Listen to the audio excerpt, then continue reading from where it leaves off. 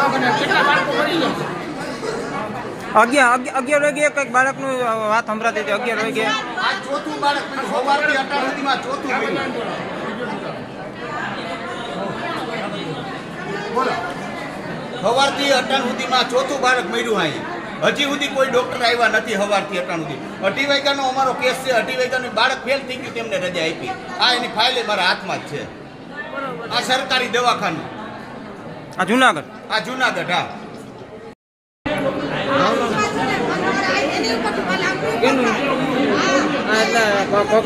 ઘરનાનું મંજુલાબેન રાજેશભાઈ રાઠોડ મંજુલાબેન રાજેશભાઈ રાઠોડ હા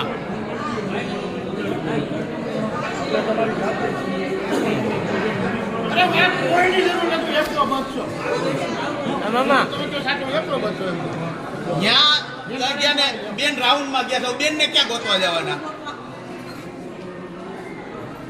અહીં ડોક્ટર તો હવાર ના આવ્યો કે ડોક્ટર નથી આવ્યા ને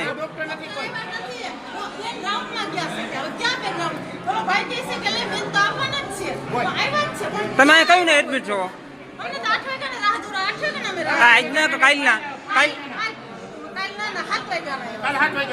કાલ 7 વાગ્યા અત્યાર સુધીમાં તમે સારવાર કઈ થઈ સારવાર થઈ ઇન્જેક્શન દીધા બાટલા દીધા દુખાન દવા દીધી પણ છોકરીને દુખાવો થતો નથી તો અમે કીધું નોર્મલ કરના ઉપરથી લઈ લો તો કે ના નોર્મલ કહીશ છોકરી હાફ પોઝિશનમાં નથી તો હવે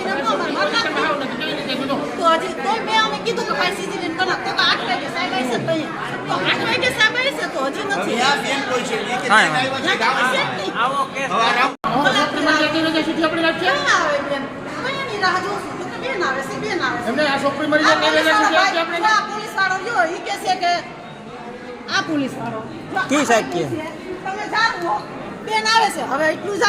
તમે જવાબદારી લેશો એ બેન ને કાંઈ ન થાય એ જવાબદારી તમે લેશો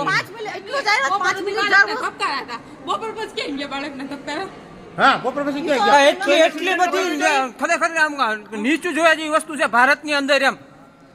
અમારા ટેક્સ ના પૈસે આ લોકો હેરાન થાય છે મારી છોકરી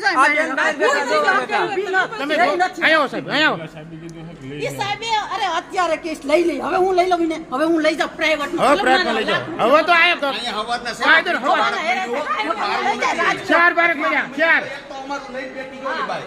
આ ચોથું બાળક છે સાહેબ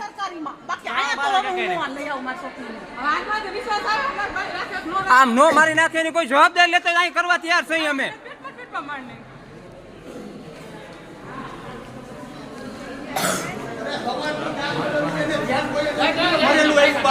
કાલના 8 વાગ્યા રાતના 8 વાગ્યાની વાત છે સાહેબ એની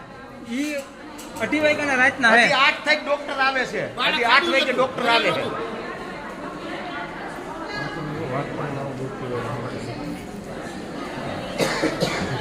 એટલી બધી બેદરકારી વાત